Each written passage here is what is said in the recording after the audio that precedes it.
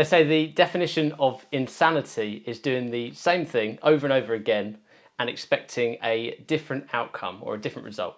And I guess that's probably the best way to start this video and to really address what I've been trialing on my YouTube channel the last 5-6 months or so with the different styles of content. But as of right now, I want to bring you this new series, which is more of raw content in which I'm going to be just sharing the journey of building my portfolio, which in all honesty is probably what I'm going to call this series. So very much raw videos. I'm just going to talk to the camera, share with you what I've been up to the last week or so. Try and bring these out weekly or every other week so that you can tune in and you've got some kind of update as to what I'm doing, what I'm trialing, what's working, what's not, and I guess share the positives and negatives with you, as I think this is possibly the most valuable form of content that I could provide as a new investor. Yes, I've got a few properties, but I still consider myself new. I still want to become a bigger investor and grow a large portfolio. So me sharing this will hopefully be valuable. But I'm just going to start looking over at my screen, which is kind of like where I've jotted down some notes and some bullet points of things I want to cover. But this first episode is really my journey so far, my future plans, and I guess just talk to you about my current purchases. So for anyone that's new to the channel, I am, as I say, a new property investor. I have a few buy-to-let properties. I bought them in the northwest, specifically started in Liverpool. I'm actually based about 5 hours away, about 270 miles away, in Brighton or just outside of Brighton. And the reason behind the decision to invest in Liverpool was because of the lower capital amount required to get started. So I had a low amount of savings. I also wanted to see higher returns. And of course, me putting down a deposit on a property that's 50, 60 or 70,000 is very different from a deposit down here on a £200,000 property, which might obviously return a bit more rental wise, but not enough of a percentage for me to save for longer and obviously invest here. I also found that from my perspective that Liverpool is a great city. It's got a lot of fundamentals. It's maybe just a couple of years behind where Manchester is. And Manchester saw a lot of growth in 2017, 2018, and then there I was in 2019 looking to get started. I thought Liverpool, fantastic place. I went up there 2 or 3 times prior to investing to learn the good, the bad areas. And of course, for me, investing there has really just been a case of learning it, building up my knowledge and trying to de-risk any assets that I buy in that area. So I started off with a turnkey buy-to-let because I thought, why not just start off a bit simpler, get something that needs no or little work. The property I got did need a little bit of work, but nothing that couldn't be sorted within under a week. So it wasn't too much. And I purchased that property for 58,000. It was initially marketed at 70,000. I met with the owner, negotiated with her, even though it's through an agent, and purchased for 58,000. That property has rented ever since for 525 per calendar month, and I'm very lucky to say I've still got the same tenants. When it comes to tenants, I personally think that it's very much a mutual relationship in which we need to provide good homes and a nice place for somewhere to live, but we also need to make profit, which of course as an investor is important. Otherwise, well, it's not worthwhile us doing this. So it's very much a fine balance all the time that I'm trying to ride, in which I want to, if something comes up maintenance wise, I'm always trying to get sorted straight away, but in a cost efficient and effective manner so that it's still a profitable house and it's worth me keeping for years and years and years into the future. So that was the first project. Second project I moved on to was a buy, refurbish, refinance deal. Direct to vendor. I managed to find a landlord who has a portfolio who is selling them off one by one, and I purchased that property for 50,000. I spent 17,200, and then although I projected spending 15, but that's somewhat part of property, and that was part of my learning experience. I'd projected 15,000. Sometimes things come up and you can't always predict that. So for me, it was obviously an additional 2,000 or 2,200 roughly.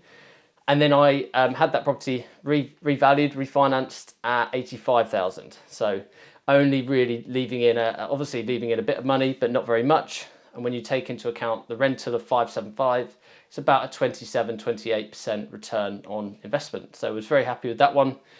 Took a bit of time out, stupidly because I was trying to, with everything that's gone on the last couple of years, trying to time the market.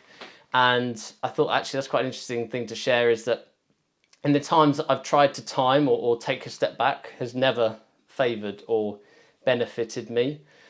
And actually, I think you're always better to try and buy in any market, because there are good and bad deals in good and bad markets. You're better to try and buy just for the right price. So time in the market rather than trying to time the market, which is a lesson that I've learned over the years, thought I'd share with you. And of course, with me purchasing, these first properties, I really came to realization quite quickly after buying that first one that it wasn't just a case of buying one or two properties for me. Actually, I love this shit. I love property. And that realization hit heavy quite soon. And actually, it's like, well, it's not a case of just building up a small pension now. This is a case of doing this full time, enjoying it. I love it. And therefore, I started a YouTube channel, because when I bought that first property, I really found it difficult to learn information online. I'm not much of a, yes, I do read. I don't like reading articles online. I like reading books, I like listening to things, I like watching videos. And there wasn't anyone covering these topics on YouTube at the time. And there certainly wasn't anyone relatable talking about them that was sort of, maybe sub 50 years old. Not that there's anything wrong with anyone, that's 50 or 60 doing this. I think they're fantastic, but sometimes they've got large portfolios. They're really out of touch with what it's like to buy the first one, the first two properties. And that's where I found there was, a gap in the market. So I started YouTube. I was very grateful to say that it obviously grew really quickly over because of what's happened over the last couple of years, and with people being at home a lot more, the channel grew very quickly, and obviously I'm thankful to all of you watching. And that's just allowed me the ability that even as a beginner to be able to share the knowledge that I have learnt so far, because I think I have a relatively good amount of knowledge. And as I sort of continue to grow, I will be able to share that knowledge with you and my findings through these style of videos, which I think are really missing from my channel. So I'm currently buying 3 more properties, which is why I thought it'd be fun to start this series to kind of document that. The longest one has been in hand for 6 months. I made an offer on Christmas Eve, had a reply on Christmas Day, which was pretty cool. And it's been in hand ever since. It's due to mortgage issues, not on my side. It's no fault of the owners. It's just an issue on his side with releasing his mortgage. I'm confident I'm going to get there very soon on that one. And yeah, I've got 3 in total that I'm buying. So that's 2 buy, refurbish, refinance projects, 1 flip project, which I fully intend to flip. Obviously, we'll see as things go along as to whether I refurb it and then decide to refinance and keep it. But my intention is to flip it. I would like to replenish some more capital. I'd like to really add that string to my bow as something new that I've done, another bit of knowledge gained to say that I've done a flip within the Northwest, which isn't something I've done before, and I think it would be a really good experience to have on board as well. So that's my intentions. Obviously, with that in mind, I should have at least 5 or 6 houses by the end of the year, if not more.